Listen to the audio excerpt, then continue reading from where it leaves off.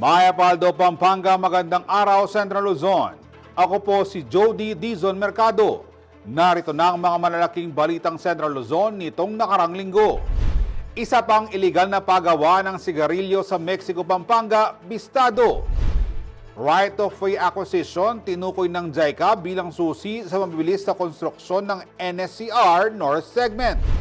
Ilang jeep at terminal sa Central Luzon pinatawan ng show cause orders ng LTFRB Region 3. Holy Rosary Parish sa Angeles City, isa ng minor basilica. At libreng cancer treatment para sa mga Kapampangan hatid ng Beacon of Hope Chemotherapy Center.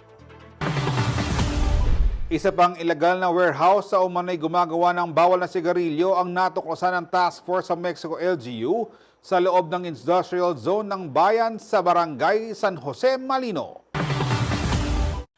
Bistado ng Task Force ng Mexico LGU ang isa pang ilegal na warehouse na umano'y gumagawa ng bawal na sigarilyo sa loob ng kanilang industrial zone sa barangay San Jose, Malino nitong Huwebes, February 12. Ayon kay Mayor Roding Gonzales, sa gitna ng mas pinaigting na monitoring ng lokal na pamahalaan, nadiskubre ang ilang container na naglalaman ng tobacco leaves, pati na ang mga makinang ginagamit sa paggawa nito.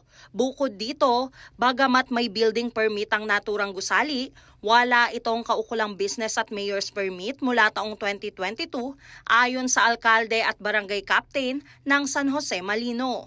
Sa tax declaration of real property na ipinakita sa isinagawang operasyon, napag-alamang dalawang kumpanya ang sangkot dito, ang Red Sandstone Realty and Development Incorporated at Synergy International Group Incorporated. Ayon pa kay Gonzales, patuloy ang gagawin nilang inspeksyon sa lahat ng warehouse sa bayan ng Mexico upang maiwasan ang mga ganitong operasyon. Bukas naman ang CLTV 36 News sa panig ng mga nabanggit na kumpanya. Samantala, patuloy ang isinasagawang investigasyon ng mga otoridad upang matukoy ang lawak ng operasyon at ang mga taong nasa likod nito. Matatanda ang January 28, 2026 nang i-raid ng mga operatiba ng PNP, CIDG at Bureau of Customs ang isa ring ilegal na pagawaan ng sigarilyo sa Barangay Panipuan, Mexico, kung saan 6 na Chinese nationals ang inaresto habang hindi bababa sa 60 Pinoy ang nasagip. Rainiela Tugay, CLTV 36 News. Nasa tinatayang 47.5 billion pesos na halaga ng illicit cigarette ang nasamsam ng PNP sa lalawigan ng Tarlac. Konektado ito sa 4 na individual na naaresto ng pulisya noong February 8. Nasabat ng Philippine National Police o PNP ang nasa 47.5 milyong pisong halaga ng iligal na sigarilyo sa Tarlac City. Isinagawa ang operasyon mula gabi ng February 9 hanggang umaga ng February 10 sa Sitio Pag-asa, Barangay Tibag, sa pangunguna ng CIDG Tarlac Provincial Field Unit, kasama ang iba pang law enforcement units. Bahagi ito ng pagpapatuloy ng buy-bust operation noong linggo February 8 na nagresulta sa pagkakaaresto ng 4 na individual dahil sa paglabag sa mga batas laban sa smuggling, consumer protection at intellectual property. Sa area checking, nadiskubre ng mga operatiba ang 2 sasakyan na pinaghihinalaang ginagamit sa illegal na operasyon. Natagpuan sa loob ang 683 master cases ng smuggled cigarettes. Dinala ang mga nasamsam na produkto sa tanggapan ng CIDG Tarlac para sa dokumentasyon habang patuloy ang investigasyon upang matukoy ang supplier sa likod ng operasyon. Raymond Tasoy, CLTV 36 News. Hindi raw titigil ang Philippine National Police sa paglansag ng mga pagawaan ng peking sigarilyo sa mga storage at transit hub sa bansa. Pananagutin din umano nila ang mga nasa likod ng illegal na aktibidad. Tuloy-tuloy raw ang pinaigting na operasyon ng Philippine National Police o PNP laban sa mga transit at storage hub na ginagamit sa illegal na kalakalan ng sigarilyo. Sa isang pahayag, sinabi ni PNP Chief General Jose Melenzo Nartates Jr. na pabalik-balik ang smuggling activity sa ilang lugar sa bansa, partikular sa mga bahagi ng Central Luzon at Mindanao, kaya kinakailangang bantayan at sugpuin ang galaw ng mga smuggler. Binigyang diin ng PNP na bilyong-bilyong piso sa buwis ang nawawala sa pamahalaan dahil sa kontrabando, Kaya target ding panagutin hindi lang ang mga runner at tagapangasiwa ng bodega, kundi lalo na ang mga financer at utak ng operasyon. Ang direktiba ay kasunod ng magkakahiwalay ng operasyon kamakailan na nagresulta sa pagkakasamsam ng mahigit 100 milyong pisong halaga ng smuggled na sigarilyo sa Bulacan at Davao del Sur. Ayon kay Nartates, ipinapakita ng mga nasabat na peking produkto ang lawak ng iligal na kalakalan at ang malaking papel ng mga financiers sa likod nito. Nauna nang nagsagawa ng inspeksyon ng PNP sa sinalakay na iligal na pabrika ng sigarilyo sa Mexico, Pampanga, kung saan nasamsam ang tinatayang 400 million pesos na halaga ng tobacco products. Mula Disyembre ng nakarang taon, aabot sa tinatayang 10 bilyong pisong halaga ng undocumented na sigarilyo, mga kagamitan at makinarya ang nasamsam sa iba't ibang bodega at iligal na pagawaan sa Malabon, Batangas at Pampanga. Ako si Jody Dizon Mercado para sa CLTV 36 News. Isinusulong ng Bureau of Corrections ang pagpapaluwag ng National Bilibid Prison sa nakatakdang paglilipat ng 10,000 persons deprived of liberty papunta sa itatayong bagong prison facility sa Nueva Ecija. Sa likod ng matataas sa pader ng New Bilibid Prison, nananatiling hamon ng matinding siksikan na matagal ng problema sa pasilidad. Upang mabigyan ng mas maayos na kalagayan ang mga persons deprived of liberty o PDLs at mahabuti ang sistema, target ngayon ng Bureau of Corrections o Bucor na pabilisin ang decongestion ng pambansang piitan. Ayon kay Bucor Director General Gregorio Catapang Jr., planong ilipat ang humigit kumulang 10,000 PDLs mula sa 22,000 na kasalukuyang nakakulong sa New Bilibid Prison sa Muntinlupa patungo sa bagong lupang nakuha ng gobyerno sa Central Luzon. Anya, ililipat sila sa itatayong bagong pasilidad sa 60 hektaryang lupang inilaan ng pamahalang panalawigan ng Nueva Ecija sa Palayan City. Layunin nitong mabawasan ang siksikan sa Bilibid at makapagbigay ng mas maayos na espasyo para sa rehabilitasyon. Bahagi rin ito ng mas malawak na reforma sa correctional system. Samantala, para sa mga high-profile inmates at sangkot sa mabibigat na kaso, itinatayo na rin ang isang super maximum security o supermax facility sa Sablayan, Occidental Mindoro na inaasahang matatapos ngayong taon. Gayunpaman, iginiit ni Katapang na hindi lang seguridad ang priority sa mga bagong pasilidad dahil kasama rin ang rehabilitasyon ng mga PDL. Papayagan ng mga bilanggo na makapagpaaraw at maaaring mabigyan ng trabaho, kabuhayan o reformation programs batay sa kanilang skills assessment. Makatutulong daw itong ihanda ang mga PDL sa pagbabalik nila sa lipunan matapos ang kanilang sentensya. Tiniyak din ni Katapang sa publiko na walang espesyal na pagtratong ipagkakalob sa sinumang nakakulong. Sa pamamagitan ng paglipat at pagtatayo ng mga bagong pasilidad, inaasahan ng Bucor na mas mapapangalagaan ang dignidad ng mga PDL, mapapabuti ang kanilang kalagayan at mapapalakas ang tiwala ng komunidad sa correctional system. Ako si Jody Dizon Mercado para sa CLTV 36 News. Manatiling nakatutok para sa iba pang mga balita nitong nakarang linggo.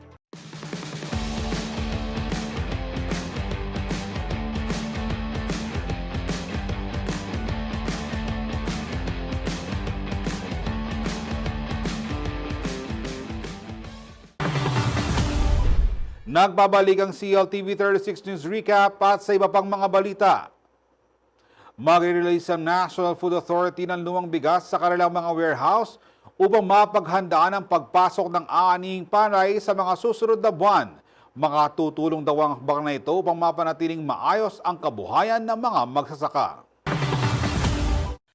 Habang papalapit ang panahon ng anihan, naghahanda na raw ang National Food Authority o NFA upang masigurong may sapat na espasyo sa mga bodega para sa mga bagong aning palay mula sa mga lokal na magsasaka. Ayon sa Department of Agriculture o DA, ilalabas na ng NFA ang mga lumang inventaryo ng bigas upang bigyang daan ang pagbili ng sariwang aning palay sa tamang presyo. Sinabi ni Agriculture Secretary Francisco Chu Laurel Jr. na mahalagang hakbang ito para hindi masayang ang supply at maprotektahan ng kabuhayan ng mga magbubukid. Paliwanag ng opisyal, tumatanda na ang ilang rice stocks ng NFA kaya kinakailangang ipadaan ng mga ito sa public bidding, kasabay ng paghahanda para sa paparating na harvest season. Sa paglalabas ng mga lumang stock, inaasahang mababakante ang mga bodega ng NFA sa iba't ibang rehiyon, sakto sa pagsisimula ng palay procurement sa buwan ng Marso o Abril. Sa datos mula kay NFA Administrator Larry Lacson, meron silang kabuuang mahigit 2.7 million stocks ng milled rice, kung saan humigit kumulang 700,000 sako nito ang isa sa ilalim sa bidding. Mayroon ding halos 2 milyong sako na nakalaan para sa food assistance ng mga komunidad na apektado ng kalamidad, Benteng Bigas Meron o BBM program, at sa iba pang emergency needs. Nauna nang inanunsyo ng NFA ang imbitasyon para sa bidding sa mahigit 737,000 sako ng aging rice na tinatayang nagkakahalaga ng higit 900 million pesos. Bukas ang pagsusumite ng bids hanggang February 20. Sa kabila nito, tiniyak naman ng DA na nananatiling sapat at matatag ang buffer stock ng NFA para tugunan ng pangangailangan ng publiko. Sa tala nitong katapusan ng Enero, may higit 9.17 million stocks ng palay ang NFA, nakatumbas ng halos 5.78 milyong sako ng bigas na sapat para sa 11 araw na konsumo ng bansa. Para sa mga magsasaka at mamimili, ang hakbang na ito ay bahagi ng mas malawak na paghahanda ng pamahalaan upang matiyak ang maayos na daloy ng ani, sapat na supply ng bigas at patas na kita para sa mga obrero sa bukid. Kasama si Jody Dizon Mercado, Raymond Tasoy, CLTV 36 News. Binilisan na raw ng DOTR ang right-of-way acquisition para sa NSCR North Segment. Kinilala naman ng JICA ang hakbang na ito bilang mahalagang salik para sa maayos at tuloy-tuloy na konstruksyon ng railway system.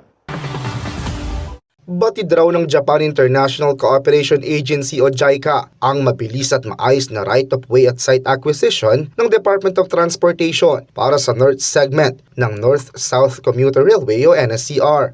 Sa visit na isinagawa nitong February 5, ipinresenta ng DOTR sa JICA ang mga lugar na tuloy-tuloy konstruksyon matapos makumpleto ang pagbili ng lupang dadaanan ng proyekto. Ayon kay Transportation Secretary Giovanni Lopez, malinaw ang direktiba ng kasalukuyang administrasyon na bilisan ng pagtapos sa NSCR para agad itong mapakinabangan ng mga commuter. Bunsod nito, doble kayod raw ang ahensya sa pagkuha ng right-of-way upang hindi maantala ang konstruksyon. Ipinahayag naman ni JICA Senior Deputy Director Murakami Kota ang buo nilang suporta sa mga inisyatiba ng DOTR gaya ng pagpapabilis ng site acquisition. We believe that this NSCR is changing so much, and then this is land acquisition is very key. There's also countermeasures how they accelerate for the process, and then we understand and then so much effort by the DOTRs, and then we appreciate for the Acting Secretary Lopez's initiatives,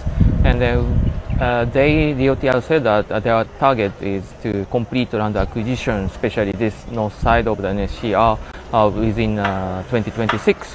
And I think it's a key. And then we still give them the cooperation to complete for the all land acquisition and in the north side and within this year. We totally understand that, DOTR's best effort to start partially running for the NSCR before the 2028. Ayon naman kay Transportation Assistant Secretary for Right-of-Way and Site Acquisition IC Calaguas, nasa lampas kalahati na ang right-of-way acquisition ng NSCR North Segment. Sa kabuuang 2,034 na lote, nasa 1,143 na raw ang nakuha ng pamahalaan. Ito pong right-of-way and site acquisition ng North-South Commuter Railway ay pinapamadali po ni Secretary Banoy. At the present po, nasa 56% po ang right-of-way and site acquisition natin.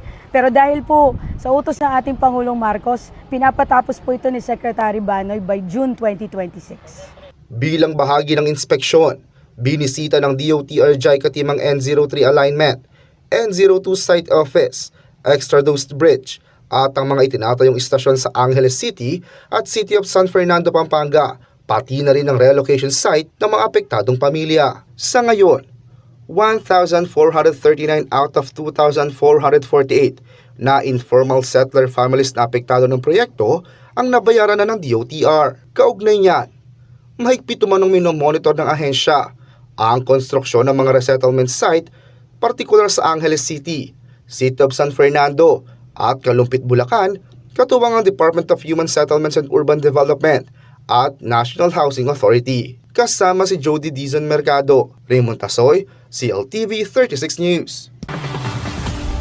Ilang transport terminal at pampasaherong jeep sa Central Luzon ang sinuri ng LTFRB Region 3 kung saan may mga kakulangan sa pasilidad at kondisyon ng sasakyan na natukoy. 17 transport terminal at ilang pampasaherong jeep sa Central Luzon ang ininspeksyon ng Land Transportation Franchising and Regulatory Board o LTFRB Region 3. Sa ulat ng ahensya, 12 out of 17 terminals ang natukoy na hindi sumusunod sa itinakdang pamantayan. Kabilang umano sa mga kakulangan ang kawalan o hindi maayos na palikuran, walang CCTV, kulang na upuan, at kakulangan sa pasilidad para sa persons with disabilities tulad ng ramp at designated seating. May ilan ding terminal na walang sapat na ventilasyon o maayos na waiting area. Samantala, 12 pampasaherong jeep naman ang na-flag dahil sa iba't ibang paglabag. Ilan sa mga napuna ang depektibong bahagi ng sasakyan, kawalan ng required markings gaya ng no smoking, PWD signage, LTFRB hotline, at tamang plate number display. Dahil dito, naglabas ng show cause orders ang LTFRB Region 3 laban sa mga operator at terminal na nakitaan ng violation. Binigyang diin naman ng ahensya na magpapatuloy ang kanilang monitoring at inspeksyon sa buong rehiyon. Ito ay upang tiyaking roadworthy ang mga sasakyan at maayos ang mga terminal para sa kaligtasan at kaayusan ng mga pasahero. Raymond Tasoy, CLTV 36 News. Sa pagdinig ng Senate Committee on Basic Education, inilatag ni Senator Bam Aquino ang mga hakbang na tinututukan ng pamahalaan upang mahabilis ang classroom construction, kabilang ang target na 26,000 classrooms sa 2026 at ang repurposing ng mga dating Pogo Hubs at iba pang bakanting gusali.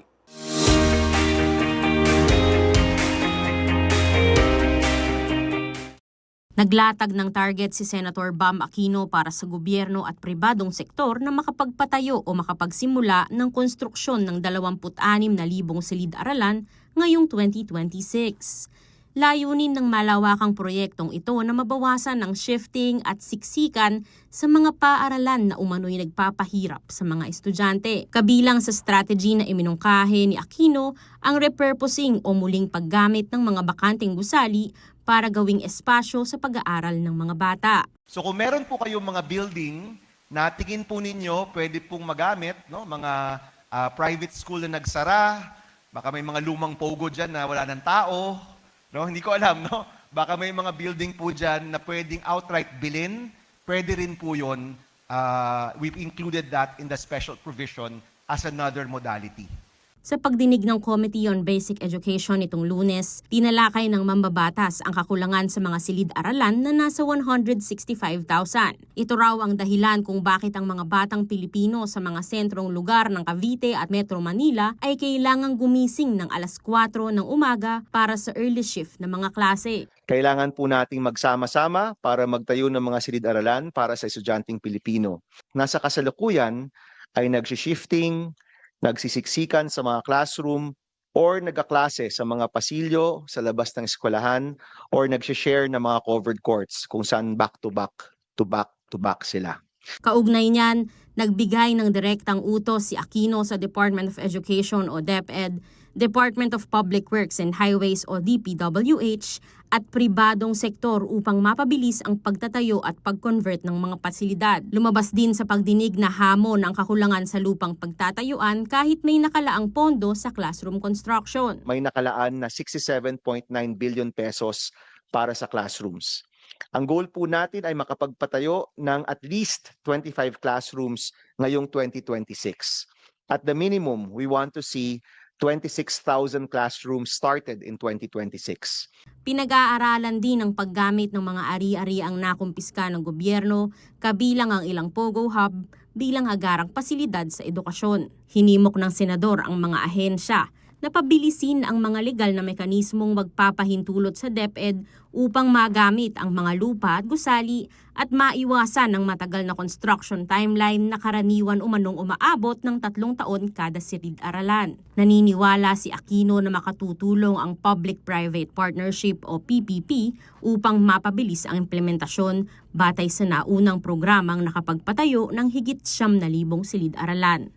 Mahalaga na makita natin na nagagamit ang pondong ito na nagagawa ang mga classroom sa tamang presyo, sa tamang paraan at sa tamang panahon. Ulitin ko po, sa tamang presyo, sa tamang paraan at sa tamang panahon. Ayon sa DepEd, naaprubahan na noong January 8 ang panibagong batch ng PPP para sa humigit kumulang 16,000 classrooms kasama ang paggamit ng Green Lane para mapabilis ang permits. Inaasahang 6 hanggang 10 taon pa bago tuluyang mapunan ang kakulangan sa silid-aralan, kaya nagbabala si Senator Aquino na ang 2026 ang critical turning point para tugunan ang krisis sa edukasyon. Huwag na ho nating palampasin pa yung mga opportunities na nandito ho tayong lahat. Maganda yung pondo, may mga bagong paraan para sa pribadong sektor. Alamin na po natin kung ano ito, bantayan natin at siguraduhin natin na taon-taon yung pondo para sa edukasyon nandyan. Bryce Oracion, CLTV 36 News.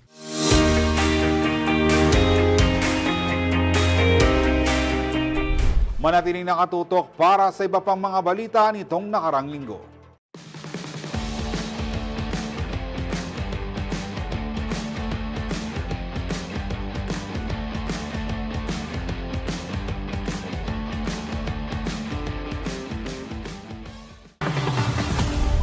Nagbabalik ang CLTV 36 News Recap at sa iba pang mga balita. Inaasahan ang paglago ng palakasan sa bansa bunsod ng mga pasilidad na itatayo sa New Clark City. Bunga ito ng kasunduan sa pagitan ng Philippine Sports Commission at Bases Conversion and Development Authority. Pinalalawig pa ng Philippine Sports Commission o PSC, katuwang ang Bases Conversion and Development Authority o BCDA, ang sports development sa New Clark City. Bahagi ito ng kanilang kasunduan para sa pagtatayo ng modernong pasilidad pampalakasan para sa mga atletang Pinoy. Isinusulong ng dalawang ahensya ang isang 10-hectare multi-specialty sports complex bilang parte ng mas malawak na 20-hectare sports development area. Kasama rito ang lupain na inilaan para sa Philippine Tennis Center na nauna ng napagkasunduan ng BCDA at Philippine Tennis Association o PhilTA. Ayon kay PSC Chairperson Patrick Gregorio, mahalaga ang pagkikipagtulungan sa BCDA upang matiyak ang tuloy-tuloy at matatag na suporta sa sports. May tuturing raw itong framework na nagbibigay daan para magkaroon ng sustainable estate at maayos sa pamamahala sa mga pasilidad ng PSC na lilikha ng income. Ang malilikom na pondo ay maaari raw muling ipuhunan taon-taon sa National Sports Development. Bilang bahagi ng kanilang pagbisita, siniyasat din ng PSC delegation na kinabibilangan ni late 4th District Representative Richard Gomez ang National Academy of Sports at iba pang world-class facilities tulad ng Athletic Stadium, Aquatic Center at Athletes Village na nagsisilbing training at competition venues ng mga atleta. Kasama rin sa inspection ang mga opisyal ng BCDA na sina Vice President for Strategic Projects Management Engineer Randy Villacrucis at iba pang mga opisyal ng ahensya na nagpahayag ng patuloy na suporta sa pagpapalawak ng sports infrastructure sa lugar. Sa mga nagdaang taon, sunod-sunod ang mga pambansa at international sporting events na ginaganap sa New Clark City mula sa athletics at aquatic competitions hanggang sa multi-sport at training activities na nagpapatunay sa kakayahan ng lugar na maging bagong sentro ng palakasan sa Pilipinas. Sa patuloy na pagdaragdag ng modernong pasilidad at aktibong suporta ng pamahalaan, inaasahang lalo pang titibay ang papel ng New Clark City bilang training ground ng mga kampyon, tahanan ng malalaking sports events at simbolo ng desentralisadong kaunlaran sa larangan ng sports sa bansa. Ako si Jody Dizon Mercado para sa CLTV 36 News. 4 na karutubong ayta sa Kapas Tarlac na pawang naabot ang edad na 100 ang tumanggap ng tig-100,000 cash grant alinsunod sa batas na nagbibigay ng insentibo sa mga sentenaryan. Tumanggap ng tig 100,000 pesos cash gift ang 4 na katutubong Aita na umabot sa edad na 100 sa Kapas Tarlac. Ipinagkaloob ng National Commission of Senior Citizens o NCSC ang benepisyo sa Kapas Event Center nitong Miyerkules February 11 alinsunod sa Expanded Centenarians Act. Kasabay ng turnover, ipinabot din sa mga benepisyaryo ang pagbati ni Pangulong Ferdinand Marcos Jr. bilang pagkilala sa kanilang pag-abot sa 100 taon. Ayon sa komisyon, agad na iproseso ang aplikasyon ng mga centenarian matapos matanggap ang endorsement mula sa LGU. Layunin ng ahensya na mapabilis ang paglalabas ng benepisyo para sa mga senior citizen kabilang na ang mga katutubo. Mas pinaigting din ng NCSC ang kanilang sistema dahil may option na rin daw ngayon ang mga benepisyaryo na tumanggap ng grant sa pamamagitan ng cash o bank transfer upang maging mas maginhawa ang proseso. Nagpasalamat naman ang Kapas LGU sa naging maayos na koordinasyon sa pagitan ng NCSC at ng lokal na tanggapan na nagbigay sa agarang pag-abot ng tulong sa mga kwalipikadong residente. Samantala, nilinaw naman ng NCSC ang kumalat na post sa social media na hindi umano nabigyan ng cash gift na 4 na katutubo dahil sa isyu ng edad. Ayon sa ahensya, kamakailan lamang naisumite ang kanilang aplikasyon kaya saka pa lamang ito naaprobahan at naiproseso. Iginiit ng komisyon na nananatiling prioridad nito na matiyak na naaabot ng mga programa ng pamahalaan ang mga senior citizen mula sa iba't ibang sektor upang mabigyan sila ng nararapat na pagkilala at benepisyo. Raymond Tasoy, CLTV 36 News. Itinaas bilang isang minor basilica ang Holy Rosary Parish Church o Pisambang Maragol sa Angeles City, Pampanga. Aprobado ni Pope Leo XIV ang deklarasyon sa pamamagitan ng kautosang inilabas ng Dicastery for Divine Worship and Discipline of the Sacraments na may petsang January 21, 2026. Itinaas na ni Pope Leo XIV ang ranggo ng Holy Rosary Parish o Pisamban Maragul sa Angeles City, Pampanga bilang isang minor basilica. Ito ang kauna-unahang simbahan sa lalawigan na nabigyan ng ganitong pagkilala. Tinanggap ni Reverend Father Manuel Santa Maria ang Decree of Elevation sa Apostolic Nunciature kasama ang iba pang pari ng simbahan. Ayon sa kanya, ang pagkilala ay bunga ng pananampalataya at debosyon ng mga Angelenyo at Kapampangan sa mahal na Birhen. Ang pagiging minor basilica ng Holy Rosary Parish ay kasabay ng ilang makasaysayang milestone ng lungsod at simbahan. Kabilang dito ang 380th anniversary ng Battle of Lanabal, 230th founding anniversary ng Barrio Culiat na ngayon ay Angeles City at ang 140th anniversary ng unang misa sa Pisamban Maragul. Samantala, wala pang inilalabas na petsa ang pamunuan ng Holy Rosary kung kailan isasagawa ang opisyal na solemn declaration. Kasama si Raymond Tasoy, Isel Fernando, CLTV 36 News. May mga balitang lumalim. Pagkakaroon ng additional Kasunod ho tayo sa mga kwenta. session ang DPWH. Walang anumang karamdaman ng makapipigil sa pusong tunay na nagmamahalan. Panoorin ang kwento ng mag-asawang ikinasal sa ospital sa CLTV 36 Vertical Reports. Ang makatagpo ng isang taong magmamahal sa iyo hanggang sa huling dapit hapon ng iyong buhay, na pangarap ng karamihan, ay muling pinatunayan ng mag-asawang sina Abrilo Jose Magtubo Etorsita at Erlinda Katibu Sikat mula Mabalacat City nang sila'y mag-isang dibdib nitong February 6.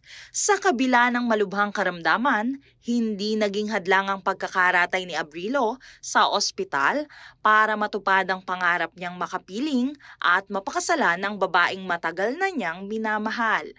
Ang silid nila sa ospital, pansamantalang naging banal na lugar ng kanilang sumpaan. Buong tapang at pagmamahal na binigkas ni Abrilo ang kanyang I do, habang hawak ang kamay ng kanyang pinakamamahal na si Erlinda.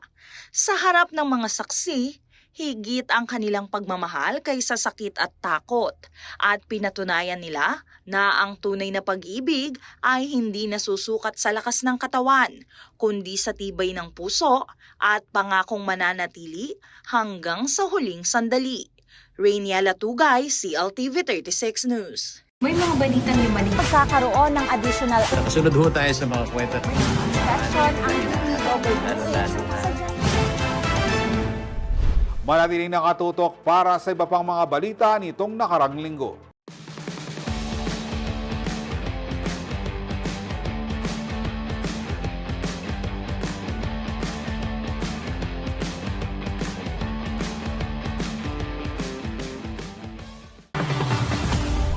Nagbabalik ang CLTV 36 News Recap at sa iba pang mga balita. Good news mga kabalen, bukas na sa publiko ang Beacon of Hope Chemotherapy Center sa City of San Fernando, Pampanga na nag-aalok ng free cancer treatment. Mas magiging accessible na ang pagpapagamot dahil bukod sa CSFP, nakatakda rin silang magbukas ng kaparehong pasilidad sa Guagua at Angeles City.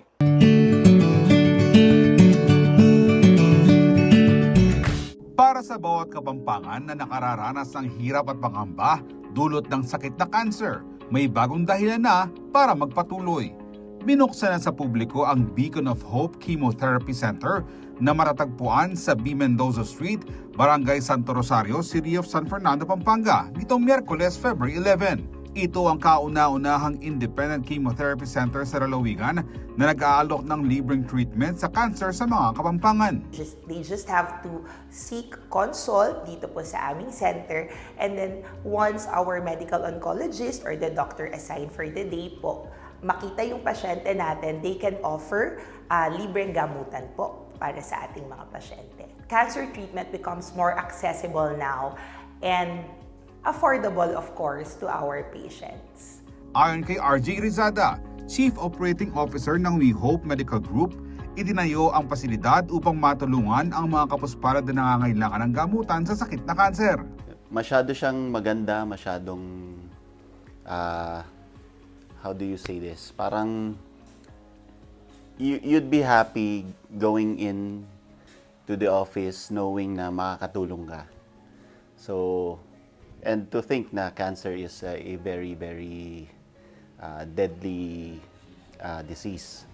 And then, in our own little ways, makatulong kami how to treat it, maibsan yung kahirapan ng ating mga kababayan sa pagpapagamot nila. So, yun talaga ang ano namin. Ang what keeps us doing what we do. Ibinahagi naman ni Dr. John Paul Aklan, Chairman and CEO ng We Hope Medical Group, na naisakatuparan ng kanilang adikain sa pamamagitan ng public and private partnership. We are in business because we're always in partnership with LGUs. We have 5 verticals that we are actually engaged in: chemotherapy, dialysis, laboratory, rehab, and even trying to help the LGU out in terms of carrying out their mandate. Now, we've been doing this since 2017 for the health subsidiary. So we have survived the COVID pandemic. We have even innovated beyond the COVID pandemic. So this is not our first rodeo, but rather this is an innovation that we have actually done. Dekalidad, premier klase at maasahan na rin daw ang mga kagamitan, kawani at mga espesyalista ng center. Well, we're even better. No? Our facility boasts of highly capable staff. Equipments and everything are really state-of-the-art. No? So we have nurses that are highly trained. We have pharmacists that are highly trained. We have doctors that are highly trained.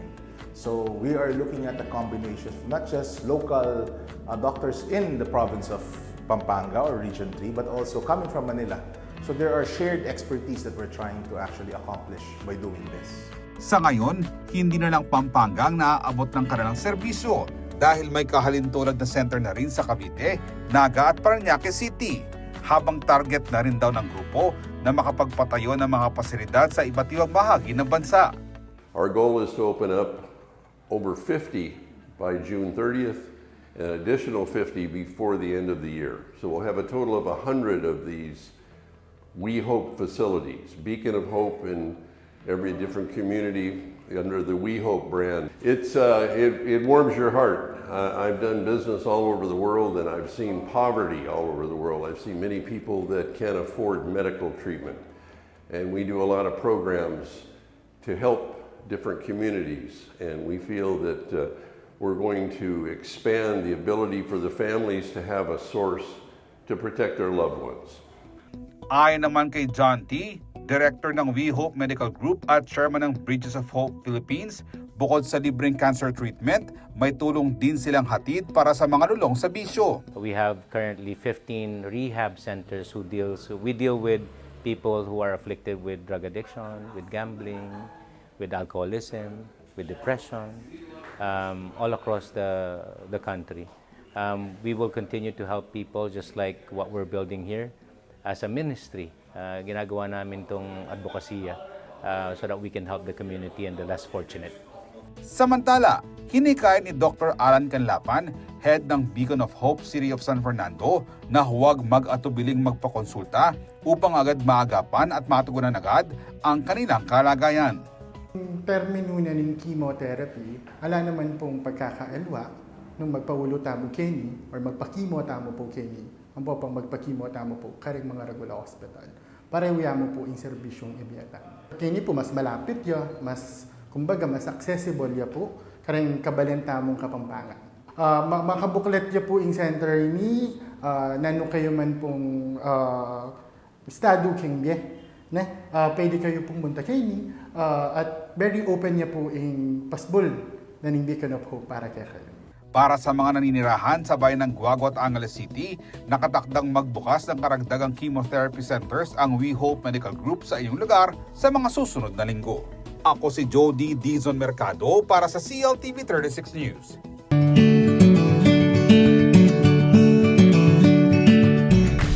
Masayang ipinagdiwang ng St. Scholastica's Academy Pampanga ang kanilang 101st Grand Alumni Homecoming nitong Sabado. Kasabay nito, kinilala na rin ang ilang natatanging alumni sa pamamagitan ng Gawad Husay at Saysay Award, kabilang na si Laos Group President and CEO Lisette Laos Velasco. Narito ang report.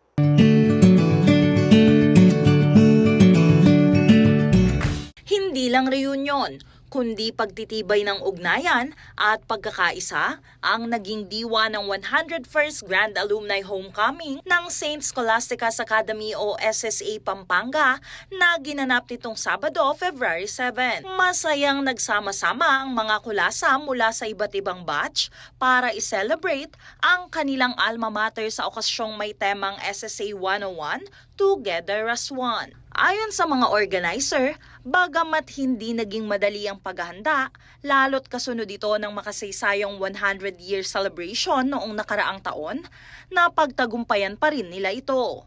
Nung una, parang feeling namin ang bigat ng naatang na responsibility sa amin because from 100 years, we are now celebrating 101st. Last year was so big So sabi namin this time, paano kaya tayo?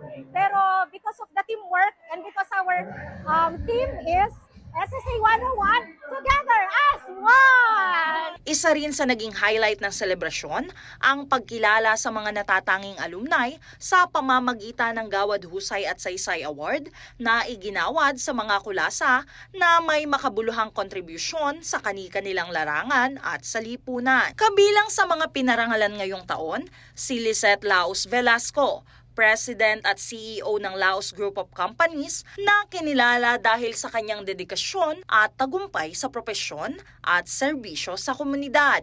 I think this is the best award I could ever receive from your elementary and high school, right? So, parang bittersweet, diba? Because so much nostalgia. And then, in late 90s, I graduated and now I'm back.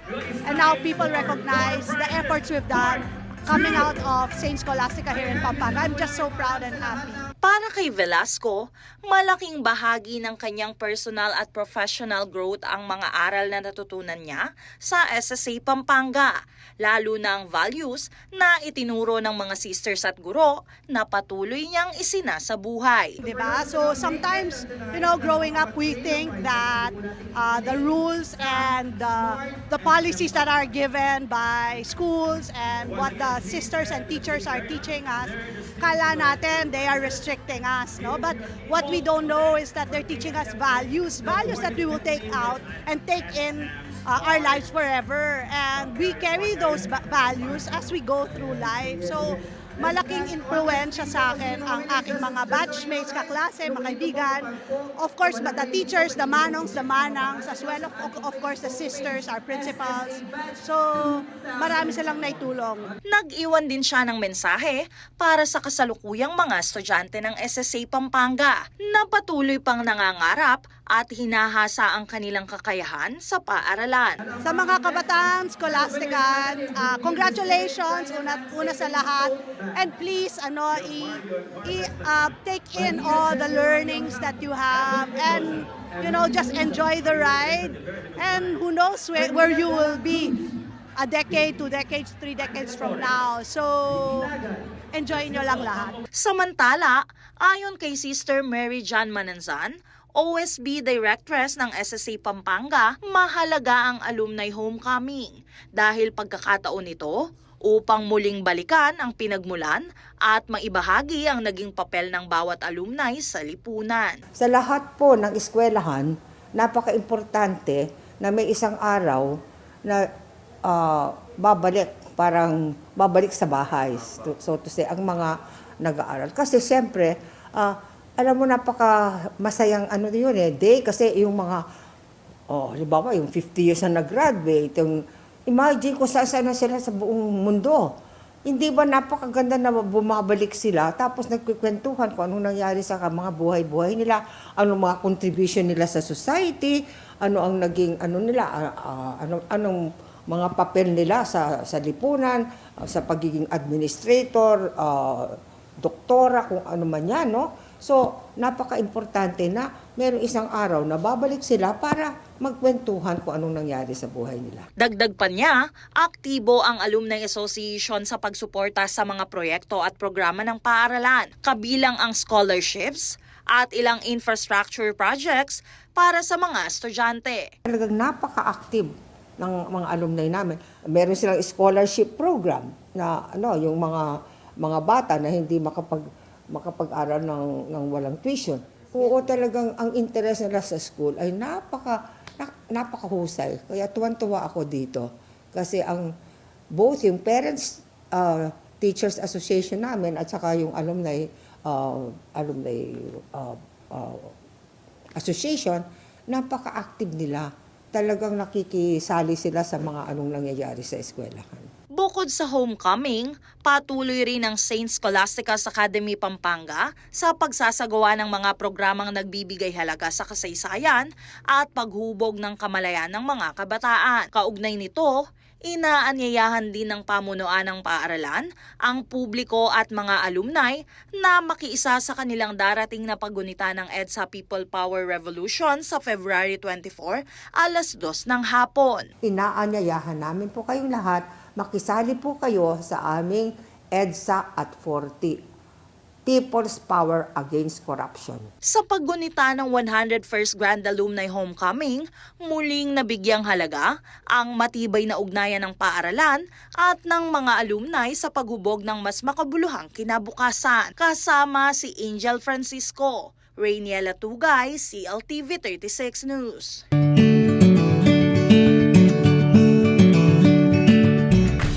Hindi lamang anibersaryo ng pagkakatatag ng Villa de Bacolor ang ipinagdiriwang ng mga Bacoloreño tuwing February 10.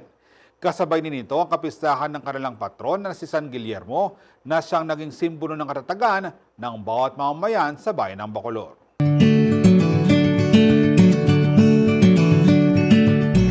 Kasabay ng 450th founding anniversary ng Villa de Bacolor, ginugunita rin ng bayan ngayong February 10, 2026 ang kapistahan ng kanilang patron na si San Guillermo Ermitaño y Confesor.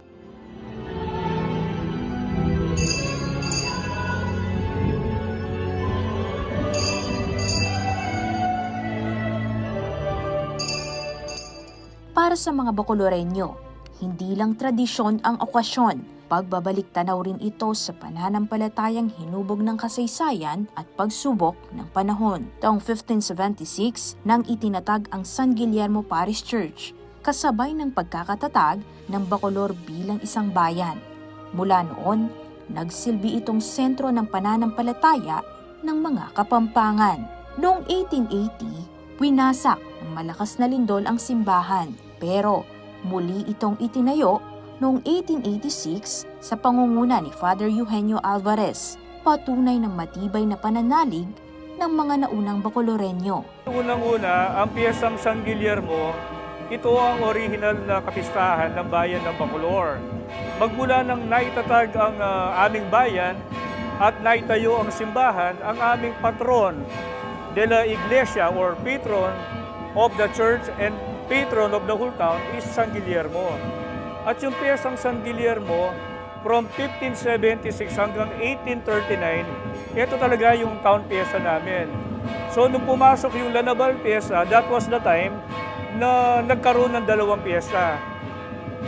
Ultimately, ang Virgen de Lanabal naideklara bilang patronas del municipal or patron of the entire municipality, while San Guillermo dineklara bilang patron del Iglesia or patron of the church. Kaya hanggang ngayon, ang ating simbahan ay nakapangalan kay San Guillermo. Sa pagdaan ng mga taon, nanatiling mahalaga ang kapistahan ni San Guillermo bilang paalala ng pinagmulan ng Bacolor at ng unang patron na gumabay sa espiritual na buhay nito. Malalim din ang dahilan kung bakit si San Guillermo ang napiling patron ng simbahan. Dahil ang founder ng Bacolor, according to historians, ay si Guillermo Manabat. Siya isang mayamang hasindero, may-ari ng malalawak na lupa. At sa lupain ito na pagmamay-ari ni Guillermo Manabat, dito tinayo ang ating simbahan sa Bacolor. So as a sign of gratitude, yung mga paring Agustino, pinili nila si San Guillermo Ermitaño y Confesor bilang patron ng Bacolor out of gratitude kay Guillermo Manabat, the founder of Bacolor. Ngunit higit pa sa lindol at paglipas ng panahon, isang trahedyang hindi malilimutan kailanman ang muling sumubok sa pananampalataya ng mga taga-Bacolor. Ang San Guillermo Parish Church ay kilala rin bilang half-buried church matapos matabunan ng lahar nang pumutok ang Mount Pinatubo noong taong 1991. Isang tahimik, ngunit makapangyarihang simbolo kung paanong nagbago man ang anyo ng simbahan na natiling bukas ang pintuan nito para sa pananampalataya. Ito yung middle window ng San Guillermo Parish Church bago pa man matabunan ng lahar nang pumutok ang Mount Pinatubo. Pero ngayon, ito na ang nagsisilbing pintuan ng mga deboto. Unang-una, ang simbahan ito ay simbolo ng katatagan, resiliency, pananampalataya ng mga taga-Bacolor. Tignan mo, kahit natabunan yan, kahit nung nalahar ang Bacolor, people kept on coming.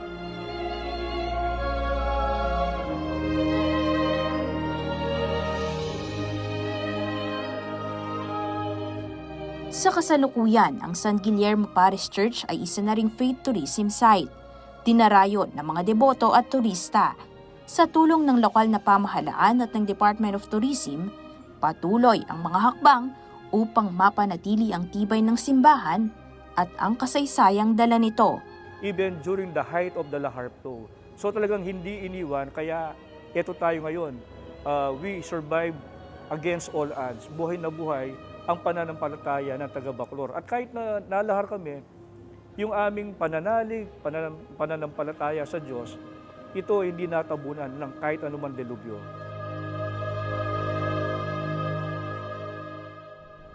Sa kabila ng mga trahedya na kinaharap ng Villa de Bacolor at ng San Guillermo Parish Church, nananatili itong matatag. Aisel Fernando, CLTV 36 News.